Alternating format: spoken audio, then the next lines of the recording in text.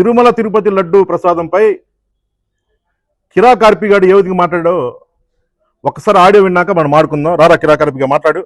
రోజా అన్నట్టు రోజా కొవ్వునే తిరుమల లడ్డులో వాడారు. ఎందుకంటే రోజా నా దృష్టిలో పందితో సమానం. పంది కొవ్వునే లడ్డులో వాడారు. రోజా కొవ్వునే లడ్డులో వాడారు. అందుకే రోజా సంబరపడుతున్నట్టుంది. తిరుమల తిరుపతి లడ్డూలో ఎటువంటి కల్తీ జరగలేదు.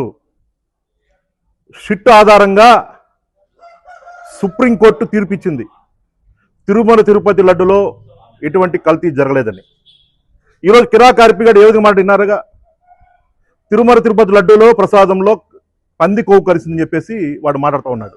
ఈ కిరా కార్పిగాడు ఏ విధంగా మాట్లాడుతున్నాడో, తిరుమల తిరుపతి అంటే ఏంటరా నీకు తెలియదా? ఇలా కిరా కార్పిగా నీకు తెలియదా? కలియుగ దేవుడు వెంకటేశ్వర స్వామి నువ్వు ఏ విధంగా మాట్లాడో తెలియదా నీకు? నేను సందర్భంగా కూటమి పిలుపుతో అడుగుతా ఉన్నా. మీ ఏం చిన్న మాట మాట్లాడినా సరే మనోభావాలు దెబ్బతిన్నట్టు అరెస్ట్ జైలు పంపిస్తా ఉన్నారు.